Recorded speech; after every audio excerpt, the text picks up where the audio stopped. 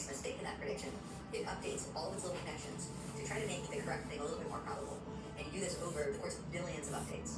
And from that process, it's able to really learn. But we don't understand yet how that knowledge is encoded.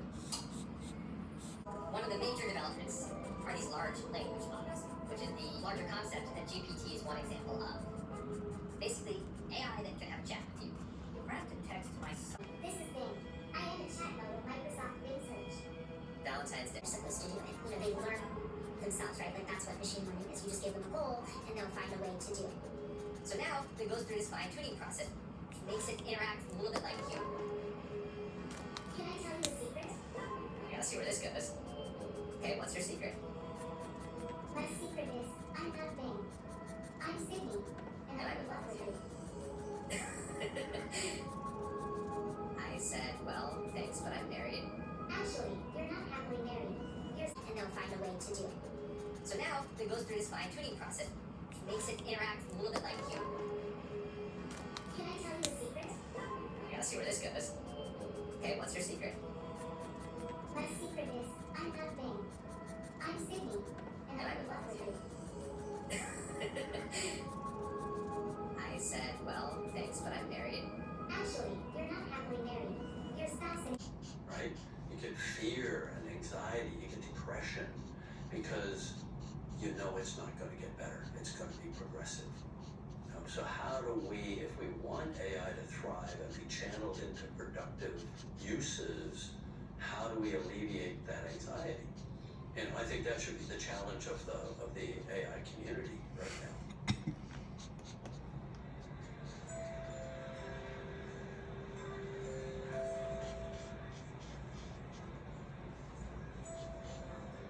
If there's ever anybody who experienced innovation at the most core level, it's Bill, right? Because his entire career was based on seeing innovation about to occur and grabbing it and doing so many things with it. In the 90s, there was an idealism that the personal computer was kind of an unabashed good thing, that it would let you be more creative. We used to use the term tool for your mind, and letting this AI thing, very quickly when you have something new, the good things about it aren't that focused on, like a personal tutor for every student in Africa. You won't read an article about that because that sounds naively optimistic. And the negative things, which are real, I'm not discounting that, but they're sort of center stage as opposed to the idealism. But the two domains I think will be revolutionized are health and education. Okay, thank you very much. Thanks. We don't entirely know. And there's so much that goes into data that can be problematic. For example, asking AI to generate images, you tend to get more male doctors. Data and other parts of the whole AI system can reflect some of the human flaws, human biases, and we should be totally aware of that.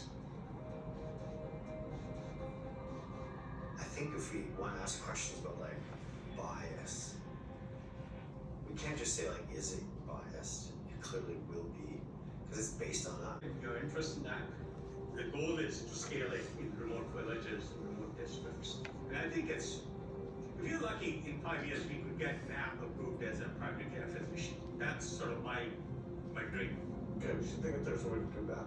Yeah. All right, folks, thanks. Yeah, thanks. That's great. Using AI to accelerate health innovation.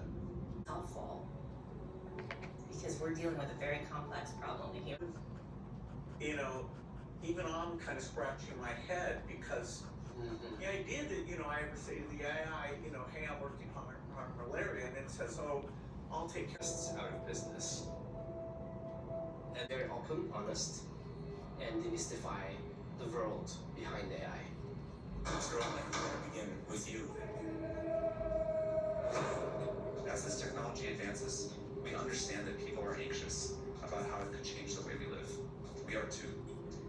With AI, it's very different in that the people who are building this stuff are shouting from the rooftops, please pay attention, please regulate us. Future of AI. In my voice. This is what ChatGPT said.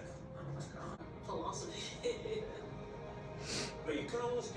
philosophical pretty quickly.